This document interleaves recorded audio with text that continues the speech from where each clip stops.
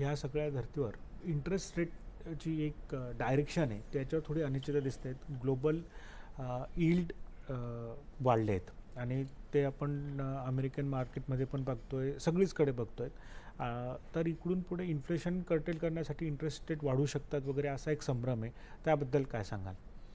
Inflation नक्कीच वाढण्याचे आपल्याला संकेत मिळत आहेत आणि त्याच्यासाठी सगळ्यात इम्पॉर्टंट गोष्ट जी आहे ती ऑइल प्राइसेस वाढलेले आहेत. इराण आणि अमेरिकेचं युद्ध जरी आज थांबलं तरीसुद्धा युद्ध सुरू व्हायच्या आधी साधारण $65 आसपास ज्या प्राइसेस होत्या तर त्या काही परत आपण त्या लेवलला एवढ्या लवकर येतील अशी अपेक्षा नाही आहे. तर साधारण कुठेतरी $85 आसपास प्राइसेस येऊन थांबतील. त्याच्यानंतर ह्या युद्धामुळे सगळ्याच सप्लाय लाईन्सवरती बऱ्यापैकी भार पडलेला आहे आणि त्याच्यामुळे सुद्धा गोष्टींची अवेलेबिलिटी कमी झालेली आहे. तर त्याचा पण प्राइसेसवरती ॲडव्हर्स इम्पॅक्ट झालेला आहे. तर आता जेव्हा तुम्ही इन्फ्लेशनचा विचार करता तर दोन प्रकारची इन्फ्लेशन्स असतात. एक म्हणजे डिमांड साईड इन्फ्लेशन आणि supply side inflation. Demand side inflation म्हणजे काय होतं की जेव्हा लोकांकडे पैसे भरपूर येतात आणि त्यांच्या डिमांडमुळे किमती वाढायला लागतात त्याला डिमांड साईड इन्फ्लेशन म्हणतात. आणि सप्लाय साईडमध्ये जेव्हा वस्तूंची अवेलेबिलिटी कमी असते आणि म्हणून किमती वाढतात तर त्याला सप्लाय साईड इन्फ्लेशन म्हणतात. तर आत्ताची जी सिच्युएशन आहे ती सप्लाय साईड इन्फ्लेशन आहे.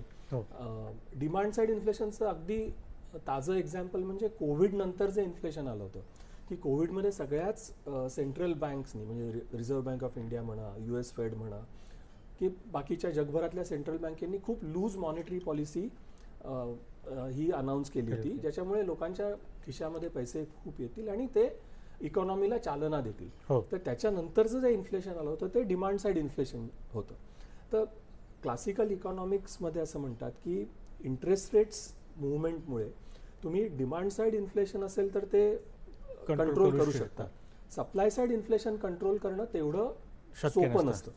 तर सप्लाय साईड इन्फ्लेशन कंट्रोल करणं सोपं नसलं तरीसुद्धा गव्हर्नमेंट्स आणि सेंट्रल बँक्स यांच्यावरती खूप प्रेशर असतं की ते काहीतरी करतायत हे त्यांना दाखवायला लागतं. तर त्याच्यामुळे जरी मूळ मुद्दा सप्लाय साईड इन्फ्लेशन असेल तरीसुद्धा ते जर का हाताबाहेर जाते असं वाटलं तर आपल्याला नक्कीच सेंट्रल बँक्सकडनं इंटरेस्ट रेट्स वाढवण्याची शक्यता वाटते. आता हे वाढून किती वाढू शकतील तर माझ्या अंदाजाप्रमाणे अगदी काय अशी स्थिती आत्ता नाही आहे की आपलं CPI 7-8% गेलं. अजूनही ते RBIच्या रेंजमध्ये आहे. तर पण RBIने जर का फॉरवर्ड लुकिंग अप्रोच घेतला जो जनरली ते घेत नाहीत म्हणजे जेव्हा तुम्हाला इन्फ्लेशन प्रिंट 5-5.5-6% वाढलेली दिसेल तेव्हाच ते रेट ॲक्शन घेऊ शकतील किंवा घेतात राहतात.